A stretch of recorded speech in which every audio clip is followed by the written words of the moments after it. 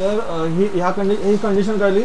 0 महिने वर्गणी बाकी आणि 0 महिने आगाऊ म्हणजे 31 मार्चपर्यंत वर्गणी पूर्ण आहे, म्हणजे मार्च 2015पर्यंतची वर्गणी पूर्ण होती. म्हणून तो समजा 1 एप्रिलला त्यांच्या 6 महिन्याची वर्गणी भरली होती. एप्रिल, मे, जून, जुलै, ऑगस्ट, सप्टेंबर असे 6 महिने 25 नंबरची पावती 1 एप्रिलची त्याची डेट इकडे अपडेट केली गेली. आणि समजा तो 5 ऑगस्टला आला, पुढल्या 3 महिन्याची वर्गणी भरली आणि त्याचा पावती क्रमांक होता 269. त्याचा 1, 2, 3 म्हणजे ऑक्टोबर, नोव्हेंबर, डिसेंबरची त्याची वर्गणी आली. पुढले महिने आता परत ब्लँक आहे. आता आपण तिसरी कंडिशन बघूया. आपण तिसरा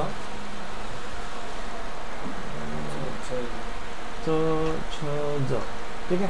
आता च आहे त्याची पण इकडे अनामत वाचना अनामत 200 रुपये होती. त्याची जादा अनामत पण काय नव्हती, तात्पुरती अनामत पण काय नव्हती.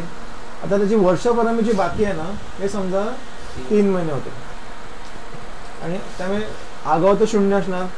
आयदर असेल ना काहीतरी, आयदर आगाऊ असेल भरलेले किंवा बाकी असेल महिने, किंवा त्याची दोन्ही 0 असते.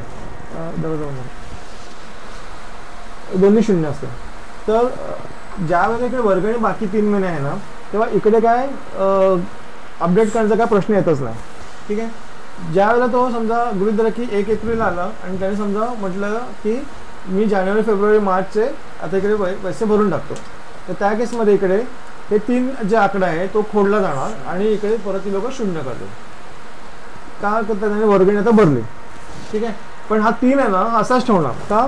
कारण तो 3 त्यांना कळलं पाहिजे ना की वर्षभरामध्ये त्याची 3 महिन्याची बाकी होती आणि आता ती 0 महिने झाले. का? कारण 1 एप्रिलला त्याने समजा 4 महिन्याची वर्गणी भरली, तर त्यांनी काय झालं 3 महिने 0 इकडे करून टाकले आणि इकडे त्याची पावती क्रमांक समजा पडला 26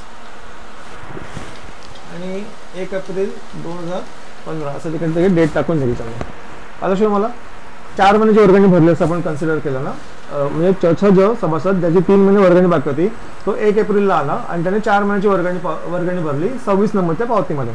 तर हे अशा पद्धतीने होते. म्हणजे 3 महिन्याचे इकडे 0 झाले आणि इकडे एप्रिलची भरली म्हणून त्याने एप्रिलच्या इकडे अपडेट झाले. आला तुमच्या. आता अजून एखादी कंडिशन जी आपण समजा करायची म्हटली, समजा गृहीत धरा की आपण एखादा सभासद आहे ज्याची 5 महिन्याची वर्गणी बाकी आहे, तर म्हणजे कुठल्या महिन्यापर्यंत त्याची भरलेली आहे वर्गणी, तर 5 महिने मागे जायचं. मार्चची बाकी आहे, फेब्रुवारीची बाकी आहे, जानेवारीची बाकी आहे, डिसेंबरची बाकी आहे आणि नोव्हेंबरची बाकी आहे. म्हणजे ऑक्टोबर 2014 पर्यंत त्याची वर्गणी पूर्ण भरलेली आहे. जी वर्गणी आता घ्यायची आहे ना, ती नोव्हेंबरपासूनची त्याची बाकी आहे. समजा तुम्हाला असं हे रिव्हर्स कॅल्क्युलेशन होतं. हा वर्गणीचा कन्सेप्ट समजला. ठीक आहे. चलो, थँक्यू.